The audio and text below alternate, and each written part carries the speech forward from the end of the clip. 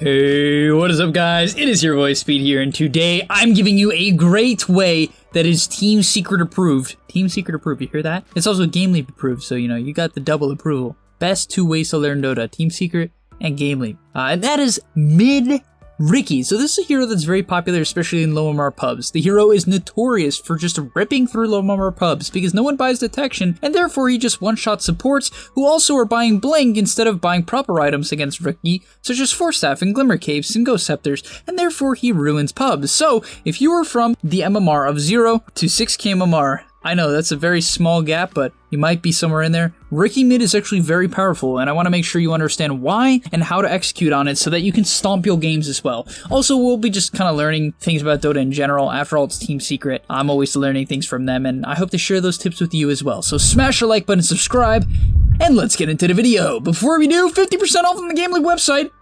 50%? You don't want to miss out on that, right? 50%? Whew. I mean, that's a good deal. So go click the link down below, and I'll see you guys there. Also, let me know in Discord if you decide to sign up. Just hit me up with a little message. Speed, I signed up to the gameleap website. Unless I forget, I promise I'll respond. Hey man, that's awesome to hear. That's exactly what I'll respond. Alright, let's get into it. So in this particular game, why is it a good Riki game? Why? Well, let's look at their heroes and talk about what Riki thrives against. So, Riki thrives when the enemy team lacks silences and they lack instant disables. So, let's look at Yellow Submarine and ask the question, do they lack instant disables, number one, and do they lack silences? Yes, they don't have either of those, right? Lena's stun is slow, Cold Snap is meh. Magnus RP is slow, Enchantress doesn't have a stun and neither does Jug. Also, what Riki likes is when enemy team comps are slow paced. So, an Invoker Jug Magnus lineup is going to take a fair bit of time to come online. That rhymed? Smash the like button. But you see what I'm saying, guys? Like, it's very, very hard for them to keep up with the tempo of a hero like Riki. Also, Invoker is a hero that does not put pressure in the lane, and therefore you can easily get away with a Riki. What is another one of Ricki's weaknesses? Magical damage in the laning stage. Does Invoker deal magical damage in the lane? Not really. Not really. You can dodge all of the magical damage spells. It's pretty easy to dodge Sunstrike, it's extremely easy to dodge Meteor, EMP, dodge, it's all dodgeable, so Invoker is useless against Riki at basically every stage of the game until he maybe gets a Hex, and that's pushing it. And so for the laning stage, it's pretty straightforward. As you probably would imagine, there's not much you can do at level 1. After all, you're a melee hero. You do have 7 armor and 69 damage at level 1, which is good, right? I mean, that's good, but it's not enough to go ham. And so really all you're doing is playing very, very defensive, abusing the fact that your hero has 320 movement speed, 7 armor, and 6 base regen. Riki is one of the tankiest heroes in Dota. It might not look like it. I mean, he looks pretty small, but he is maybe like the tankiest level 1 hero in the game, right? If he actually had like built-in regen like reactive armor, this hero would be untouchable. But yeah, for the laning stage, it's really nothing insane. You do obviously want to use Blink Strike like your typical nuke, right? To use it to secure range creeps. And at level 2, you're going to take your Tricks of the Trade, and this is about it. You only want to use Tricks of the Trade if someone is isolated, or if you need to disengage from a bad position. Let's say you get caught under tower, or you're laning against a Magnus and he skewers you under tower. That's the circumstance where Tricks of the Trade can be pretty dang useful. Once you hit level 3, this is really where you can start to put on pressure. Also, do note that he bought an extra set of tangos. I think a lot of people will get very greedy on Riki and they'll just buy like 3 Wraithband. Guys, please buy the extra regen. Buy Salve, buy Mangoes, buy Tangos. Whatever you need in order to win the lane, especially if you are against a weak hero like Invoker, do so, right? Just buy those items. So in this case, he thought he needed Tangos, and that's what he's gonna buy. And as I was mentioning, level 3 is when you get strong. Why? Because the bonus damage doubles, the charge restore time is only 20, which, isn't crazy, and you actually have your first item typically, right? You'll have your Wraithband, and this is when Riki becomes very strong. Because even when he's not under tower, he's gonna have 8 armor. It's actually a little bit more than that, because Wraithband gives 1.5, not just 1. So he probably almost has about 9 armor, he has a Tango going, and also can Tricks of the Trade to deal quite a bit of damage to the Invoker. And yeah, this is exactly what I'm talking about. He's level 4, has 18 last hits, 8 denies. The Invoker's obviously gonna struggle. I mean, look at the damage difference. It's not even close. This guy is buying a ton of right-click items, right? And I mean a ton, and he only has 76 damage, while the Riki has 77 with no... It's not like he has a Blades of Attack, right? No Blades of Attack. It's very substantial. And do understand that obviously it's better and better for Riki at level 1. Riki is unbelievably good at CSing in level 1, so make sure you put a priority on getting a lot of denies in CS early on, right? As I was saying earlier. Also, he buys a mango, right, guys? So do keep this in mind. I think a lot of people, they look at Riki and they're like, he's not necessarily some lane dominator. He's not a bully, especially not in the mid lane, right? After all, how could you dive the tower? But it's not about that. It's about chip damage. It's about chipping them with your W when they walk out of position. That sort of deal. And honestly, guys, nothing happens in this laning stage for 7 minutes. But he has 24 denies. Yep, that's why Nisha is such a good player. I mean, right then and there, it just goes to show how much he's able to shut down the Invoker. And only until a clockwork gank comes through, he's able to get a kill, right? But that's literally the only time. But other than that, it's very straightforward gameplay, and that's why I think this can be so potentially strong. Also, when he gets a regen rune here, he's instantly thinking about going top, shifting his way over, because once you're level 7, especially once you're level 6, you can really start considering ganking, and so he finds Alina here, and he does want to go for the kill. You can see that he's not going to overcommit, right? Doesn't want to dive the tower. And what item does he buy next after his 2 Wraith Bands? You guessed it, or maybe you didn't guess it if you're not a good Riki player, but it is a magic wand. When you are playing Riki mid, your timing is stats. You have 2 timings, early game with stats and Diffusal Blade. These are your 2 major timings as Riki mid. Do not miss this timing by rushing a Diffusal Blade. I cannot stress that enough. Buy Wraith Bands. These Wraith Bands will allow you to do what? They will allow you to gank the side lanes very effectively, especially based around bounty runes and good power runes like a haste or a DD. When you get those, you should go gank, right? If there's a banner rune coming up, you can go gank, or you should go gank. And if you don't have these stat items such as wand, not only will you likely run out of mana, but you just won't be strong enough, you won't be tanky enough to man up to people for long enough. And this next upcoming clip here, guys, is about to show you why Riki is so broken and will be so broken in your pubs. This clip is ridiculous, but you might be saying, Speed, surely pros will always have detection. But what's the problem with always having detection? That means that they'll always have no gold. Detection is expensive. Sentries are 75 gold, that is a lot. That's 2 last hits. Supports usually have like 8 at the 20 minute mark, if that, right? Especially position 5, so you can see right here, beautiful play by Nisha, dodging the LSA to get the bounty rune with his Trickster to trade, and from there on out, it's just right-clicking the Lina, right? That's it, and as long as you have these stat items, you do an obscene amount of damage, right? It is ridiculous how much damage he actually does, and the enemy team has no detection. Even if they did, he could just blink strike away from the Jug spin. And by the way, guys, Jug is hard countered by Riki at all stages of the game. A Jug can never, basically never, Omni-Slash a Riki. Both of your spells disengage from it, and Smokescreen is fantastic against Jug as well. And guys, if you're ever going to consider jungling when you're playing this Riki mid lane, make sure you jungle on the enemy side of the map. Reason being is people will often try to kill you. If they see you walk in this direction, they'll try to kill you.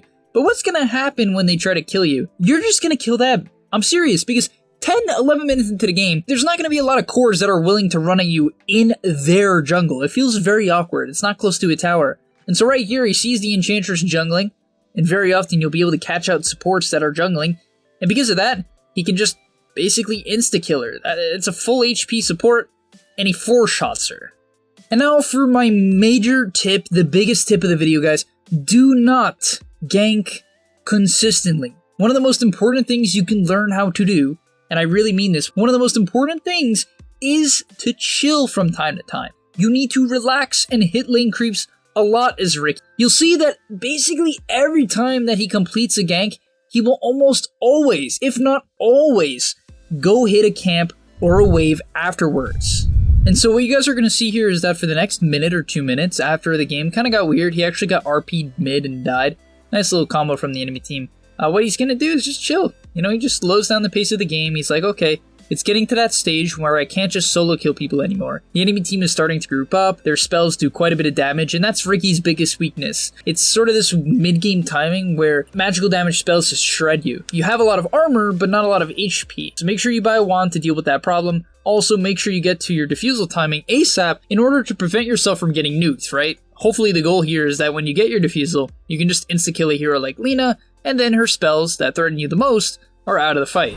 Also, let's see some really beautiful spell execution from Nisha here.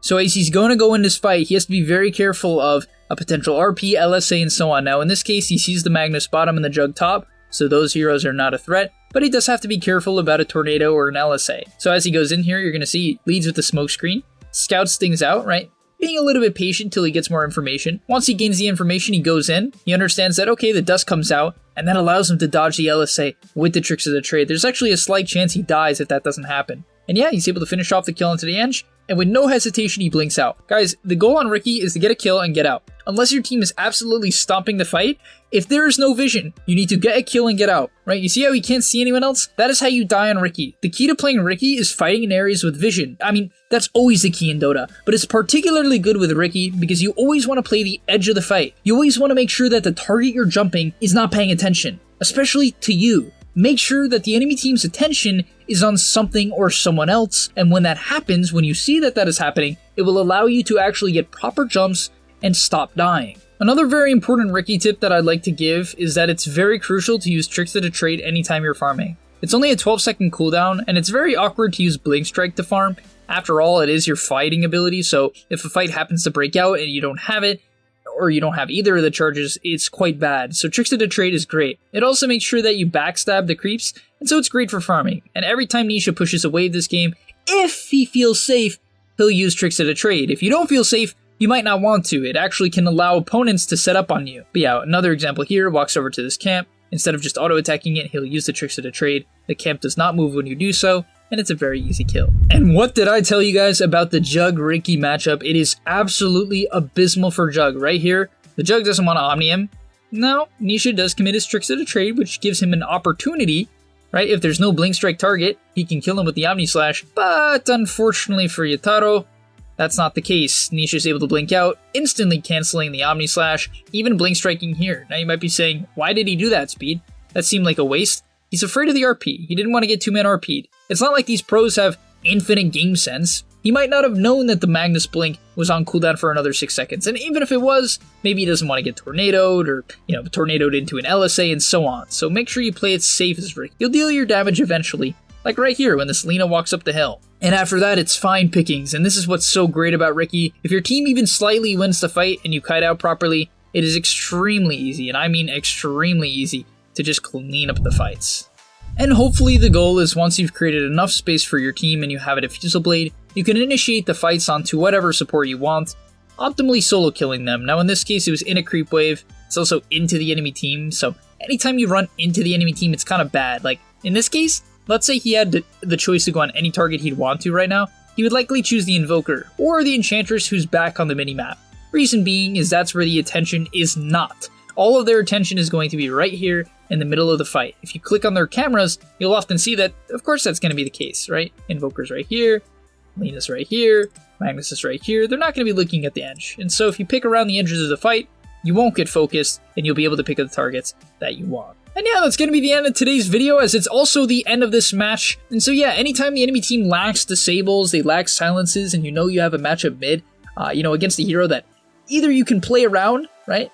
Maybe you can play around Quap, Trickster to trade her daggers, or it's a hero like Invoker who primarily right-clicks to deal damage, or, has dodgeable spells, then you can pick Riki, and it's actually extremely, extremely good. Some would even say it's broken. So thanks for watching the video. I hope to see you in the next one, and peace. Before you leave, just want to say a quick message. If you're trying to get better at Dota or you just enjoyed that video, I know this is pretty general, and you're going to hear this quite a bit from me, but I recommend you sign up to gameleap.com. Why? Because I put a lot of effort into the content over there, and generally the effort I do there is different from the content you're going to see here on YouTube. It is different. In fact, I usually go a lot more in depth on topics or into niche topics that help you get to the next level even faster. Because on YouTube, I often have to keep it more mainstream. And that's even why I'm putting it at the end of this YouTube video. That's why this is at the end, because a lot of people just watch 5 minutes, they skip through just for like the dopamine spike. But if you are interested in actually getting better at Dota, I recommend you go to the description down below, get your discount right now by clicking the link,